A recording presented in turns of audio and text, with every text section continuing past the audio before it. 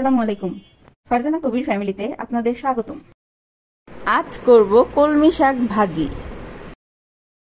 কলমি শাক অনেকেই চিনে, অনেকে আবার চিনে না। আমার কাছে খুব ভালো লাগে এই শাক। আজকের কলমি শাকগুলো খুবই তরতাজা, একদম ফ্রেশ, খুব সুন্দর। কলমি শাকগুলো এভাবে বেছে নিব, শুধু নিচ থেকে একটুখানি ভেঙে ফেলে দিব আর পিছনে দেখব কোনো পোকার বাসা আছে নাকি, তাহলেই হবে।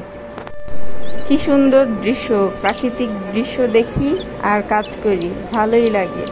আমি এখন শাকগুলো কচলিয়ে কচলিয়ে ধুয়ে নিব, তারপরে একটি পাত্রে তুলে রাখবো। এই শাকটি খেতে যেমন মজা, তেমন এই শাকের মধ্যে রয়েছে প্রচুর ভিটামিন, যেমন ভিটামিন এ, সি ও আয়রনও আছে। এই শাক হার্টের জন্য খুবই উপকারী এবং স্কিন ভালো রাখে, দৃষ্টিশক্তি বৃদ্ধিতেও কাজ করে।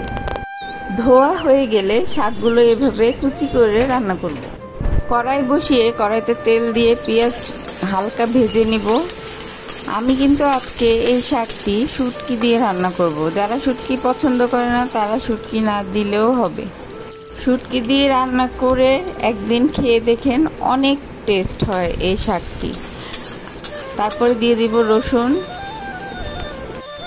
দিব লবণ আমি সব সময় খেয়াল করে দেখবেন, এইভাবে তেলে ভেজে দিই, তাহলে স্বাস্থ্যের জন্য খুবই উপকারী। এখন দিব শুটকিগুলো ভেজে একদম মিশিয়ে দিব পেঁয়াজ আর রসুনের সাথে। শুটকিগুলো মিশানো হয়ে গেলে কিছুক্ষণ ভাজার পর দিয়ে দিব কুচনো শাকগুলো দিয়ে ভালোভাবে মিক্স করে নিব। তারপর শাকগুলো একটু নরম হয়ে আসলে ঢাকনা দিয়ে ঢেকে দিব।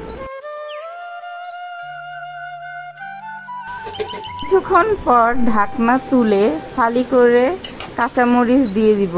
তারপর আবার কাঁচামরিচগুলো মিক্স করে দিব শাকের সাথে। রান্নার মাঝে আমি একটু শাক চেখে দেখেছি, লবণ কম হয়েছে, কিছুটা লবণ দিব। আবার লবণগুলো যাতে সব শাকের মধ্যে মিক্স হয়ে যায়, এজন্য নাড়াচাড়া করে দিব। শাক হয়ে গিয়েছে, এখন একটি বাটিতে আমি সার্ভ করে নিব। ব্যাস, আমার রান্না কমপ্লিট।